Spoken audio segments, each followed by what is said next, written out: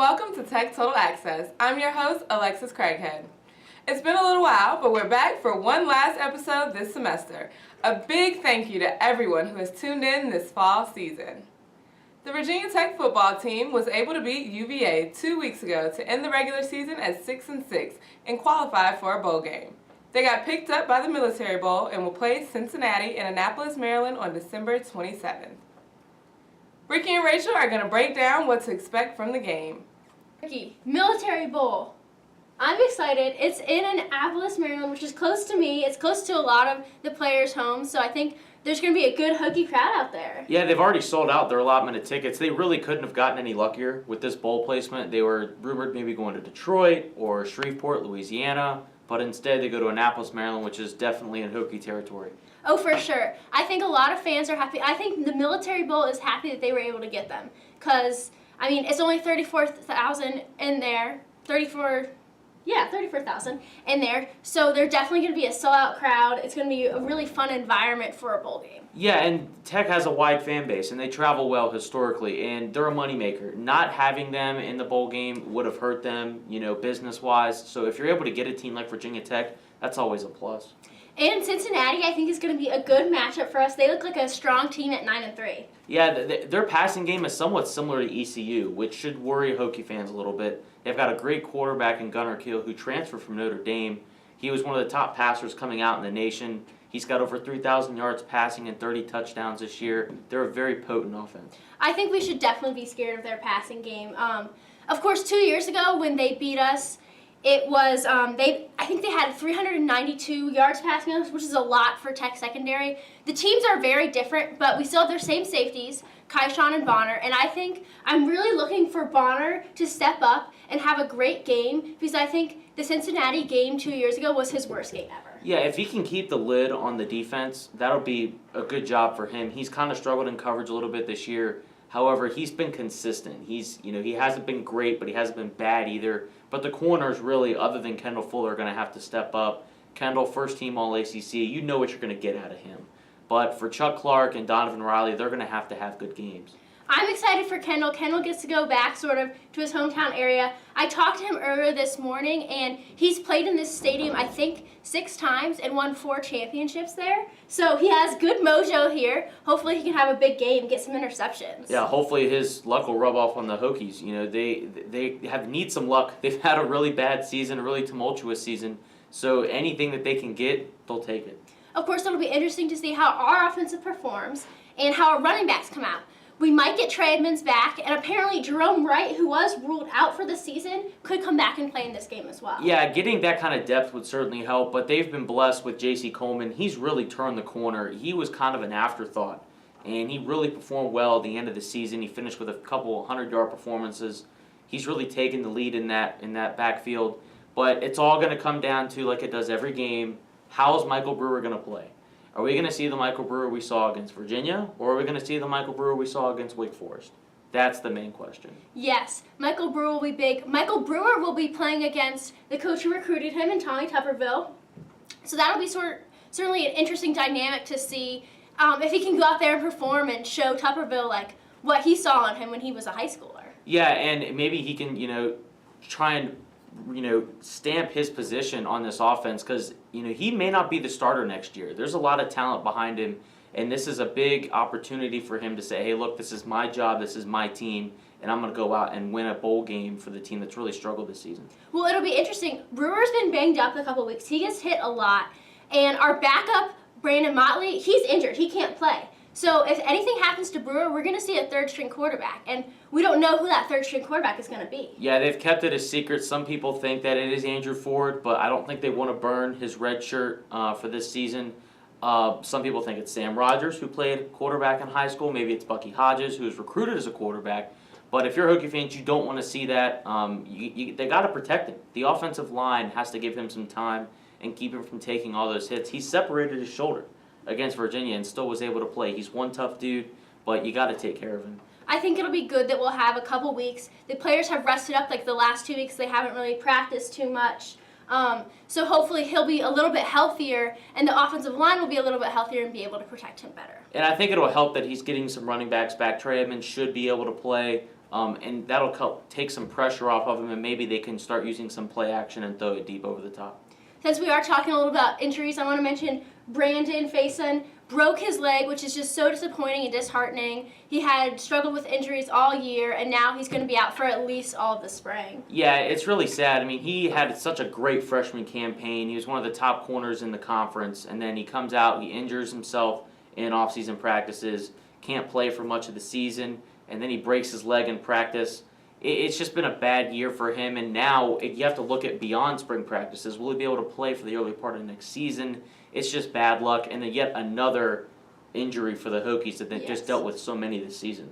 So many this season. But hopefully, like I said, the team will be a little bit healthier. Everyone will be back full strength for the final bowl game. One thing we also haven't talked about, it's the Babcock Bowl.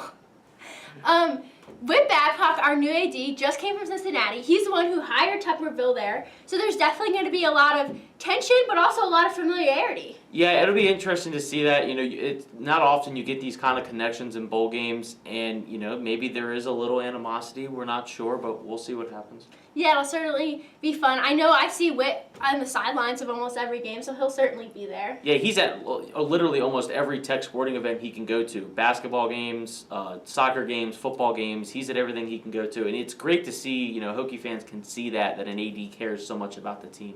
I really do think Cincinnati is going to be a good matchup for Tech. They're just so explosive offensively, and I think they're like 13th in passing, and they average 35 points a game. So it'll be really interesting to see our good defense against their good offense. Yeah, but if you look at their schedule, it's kind of similar to what Duke was when Virginia Tech went into Duke and beat them. They don't have wins against good teams. They play in a very weak American Conference. They were 7-1 in that. They got blown out by Ohio State, who, of course, Virginia Tech beat. The very week before. Yes, they also did lose to Miami. Virginia Tech lost to Miami, but they did beat ECU, who Virginia Tech lost to. So you kind of look at those kind of comparative games there, but they do play in a very weak conference. I think the record's a little inflated. I think it is a little bit, but you also have to think, with all the different matchups, sort of, yeah, we lost to some teams they lost to, we beat some teams they beat some teams we beat. I think when it comes down to it, Tech plays better against better teams. Yeah, they do. They kind of play up to their competition. If they're playing, let's say, a Wake Forest, they come out and they score no points in regulation, and they score 3 points in overtime and lose. However, if they're playing Ohio State on the road, they come out and they score 35 and win. They're very up and down. You're just not sure what Tech you're going to see. Yeah. Well, it'll certainly be interesting. Make sure to tune in to see what Tech you're going to see. Guys, what are your final score predictions? I'm a homer. I always say Virginia Tech's going to win, and I'm going to stick to it. They're not in an NFL stadium, and, you know, they weren't looking too horrible against UVA. I think somehow they're going to pull it out. It's going to be 27-20. I'm not going to be a homer on this one. Cincinnati's not going to lose this game. It would be so Virginia Tech for them to come out and win this game, but they just do not have the talent on defense. Gunnar Kiel's too good. I've got Cincinnati 31, Virginia Tech 27. Well, we'll see what happens and how we bring in the new year. But make sure you guys tune in to our YouTube channel following the game for a wrap-up and game highlights.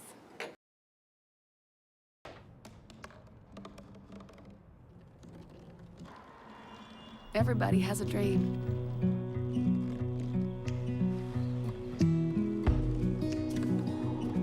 Mine was to see the ocean. And with a little help, I made it.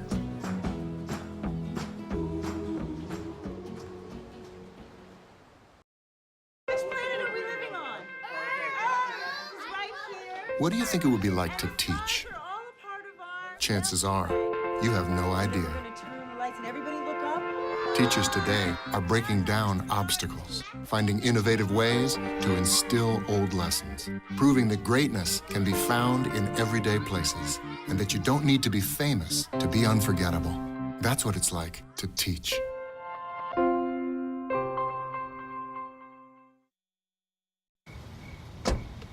Thank you, dear. Well, you're very supple. Just like I was at your age.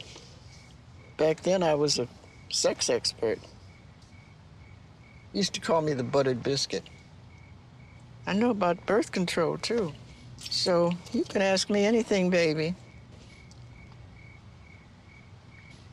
Bedsider.org has birth control information and a lot more. And it's... Have you had sex in this car yet? The women's basketball team had 3 home games this week. We have you covered on how the team has fared since the last episode. Since the last TTA episode, the women's basketball team has gone 4-3. They beat Providence in Rhode Island 72-69, then lost to Old Dominion 69-62 in Castle. The team bounced back to beat Tennessee Eastern Shore 72-65, but then on Monday fell at Florida 73-44. On Thursday, the Hokies hosted Northeastern and lost 70-45. Then on Saturday, Tech beat Longwood 74-42. The Hokies dominated the entire game. Freshman Rachel Camp led Tech with a double-double, recording 13 rebounds and 16 points. Tech had 5 different players: Camp, Vanessa Panousis, Kelsey Connors, Hannah Young, and Samantha Hill, with 4 assists each in the game. Head coach Dennis Wolf thought the game was a good win to get the Hokies back on track. I think the girls came with good energy today.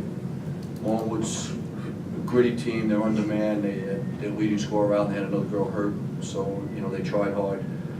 We needed to get back on the right track, and that's what I told the girls, and I think this was a good way to do it.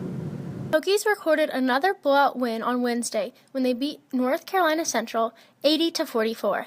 Camp was once again impressive with 29 points and 13 rebounds. Coach Wolf has been impressed with the freshmen so far and says one of her best qualities is her humility. I said it in here the other day, and I don't care whether you're coaching men or women and what the sport it is, if you come in humble, and I think that's one of the reasons she's not comfortable talking about herself, is the kids in the locker room love her. She's funny, she's nice, and she's just coming every day and trying to play. And again, in the second half, she's on a fast break with Vanessa, she gets Vanessa a layup. She's on a fast break with Tara, she gets Tara a layup. So if a different kid who might have an idea how many points she had in the game would be trying to get more baskets for herself, and she's not doing that. So, it's obvious to all of us. I mean, we've all seen it. You've been at the games now. Rachel Camp looks like an ACC guard, and she's got a nose for the ball. So, again, she had, I don't know what she had, 8 offensive rebounds. She had 7 in the last game, and she's a good athlete, slightly built, and the next thing you know, she's kind of slipping through and coming up with the ball. Hill came off the bench and had a big night as well. She scored 15 points and hit 4 3-pointers. All season so far, Coach has been telling me when I step in the game, just let it come to me and have a shooter's mentality when I go out there. And I think tonight I finally did that and just relaxed and shot my shot instead of forcing things. The Hokies shot an above average 50% from the floor. We took the open shots, fell threes or whatever, we just took them and they went in, And everyone shot well, so it's a good thing to see. Tech will play again on Sunday when they host Western Carolina. In the small town of Elmira, New York, a boy was born into an all-American family. The odds of him achieving his dream in the fashion industry? 1 in 23 million. The odds of having a child diagnosed with autism? 1 in 68. I am Tommy Hilfiger, and my family is affected by autism. Learn more at autismspeaks.org/signs.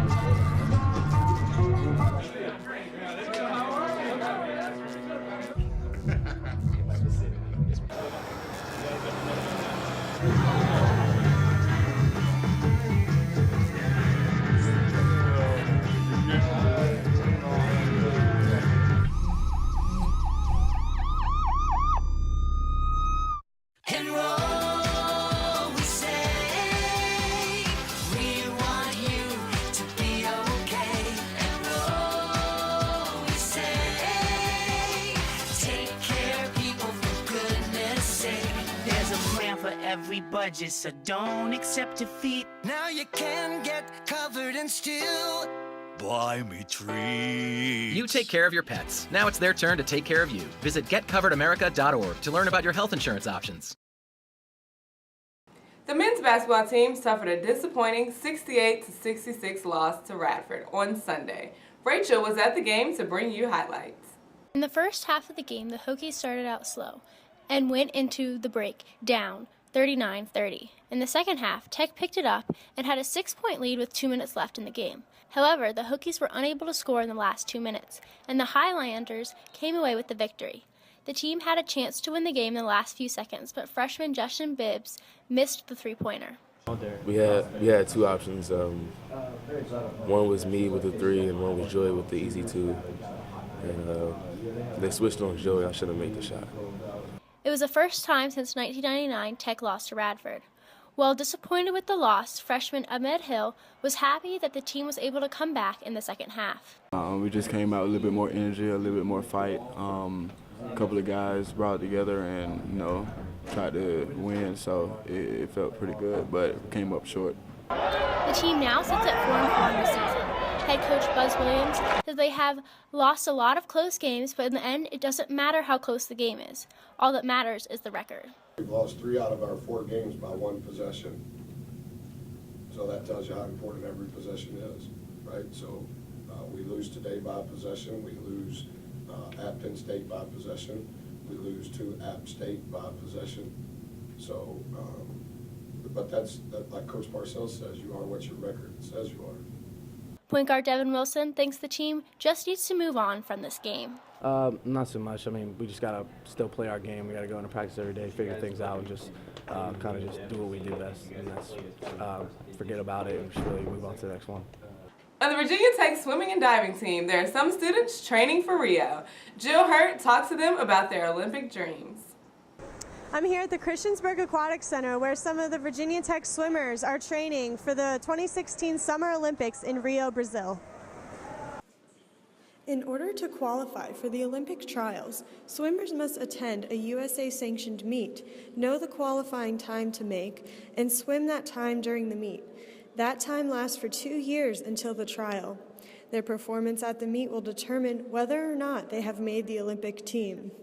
I got to talk to 3 of 5 Hokies currently training for the 2016 Summer Olympics, and all 3 have trained for the 2012 Olympics in London and have qualified for the 2016 trials. Senior Jake Orris specializes in distance free and the butterfly and told me how he first got into swimming. Originally, I started training when I was little just because my mom never wanted to get a phone call that I had drowned in a pool. So after, swim lessons for years, I got into the competitive sport. And I remember sitting in a car one day and telling my mom I would love to make an Olympic team one day. So ever since then, that's been my drive. Fiona Donnelly, a sophomore from England, swims the freestyle, butterfly, and individual medley and was in the UK for the 2012 Olympics. I'm from the UK, and the last Olympics were in London, and that was incredible. Just to be in the country where the Olympics were, it was something that I'll never forget, and the build up to it was awesome. Donnelly also trained for the 2008 Beijing Olympics. I've been to 2 Olympic trials. This will be my 3rd in 2016. Beijing when I was probably 13, and then London 2012 as well. Another sophomore, Robert Owen, will swim the backstroke and individual medley at the 2016 trials. I went to the 2012 Olympic trials, and I had 2 swims there, and I did pretty well. I mean, my best place was probably 30, I think it was 36th. So, and I got 2 cuts that time, and this time I have 4. So I'm just looking to go and see how high I can place. Head swim coach Ned Skinner told me that each one of them has taken their individual talent to another level. Intrinsically, they're good, but what they're doing in the water, in the weight room, nutritionally, what they're doing academically, leads us to believe that they're giving it 100%. Reporting for VTTV, this is Jill Hurt.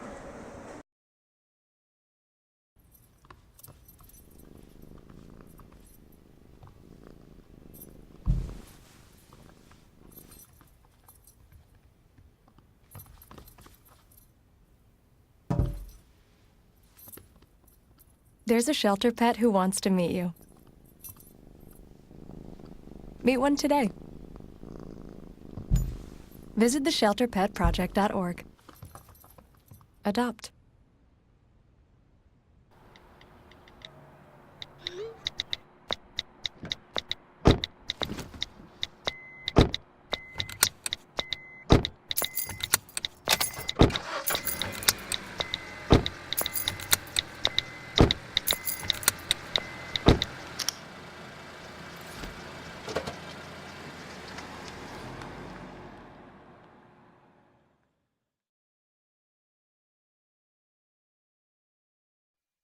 homemade noodles. Marty, stop it. That reminds me, maybe we should try a new form of birth control. Bedsider.org has birth control information and a lot more. And it's... What do you think, though? It's certainly been a roller coaster football season. Amber Lee put together a short recap of the regular season as a whole. The football team had a bit of a roller coaster season. The Hokies started the season on a high note, beating William & Mary 34-9. Then, in the next game, they traveled to number 8 Ohio State and came away with a 35-21 victory. It was one of the biggest wins in Tech history. However, their winning streak didn't last long. They lost their next 2 home games to East Carolina and Georgia Tech. They regained momentum and won their next 2 games, but then struggled against ACC opponents and dropped 3 straight games. The Hokies were able to pull it together to beat another ranked team, number 19 Duke in Durham, but then suffered an embarrassing 6-3 overtime loss against Wake Forest. In the last game of the season against rival Virginia, the Hokies had to win not only to keep the Commonwealth Cup, but also to keep the bowl streak alive. UVA kept it close, but Tech was able to come away with a 24-20 victory. Even though the team faced criticism, wide receiver Willie Byrne is still proud of how the Hokies finished the regular season. I mean, you hear it a lot, and this team has gone through so much adversity the whole year, but can't explain how proud I am to be part of this team, how we battled back offensively and defensively. After the Hokies' lackluster season, the Virginia Tech football team is now mentally and physically preparing for their bowl game. The football team is excited to be headed to the DMV for their bowl game. Here are some sound bites from the players on the Military Bowl. To be completely honest, I haven't, watched them too much. I watched the, we got word or speculation that we might be playing them when they were in their conference championship game. So we were all kind of watching the locker room. One thing, looks like they have fun when they play. They play hard. That's really all I have right now.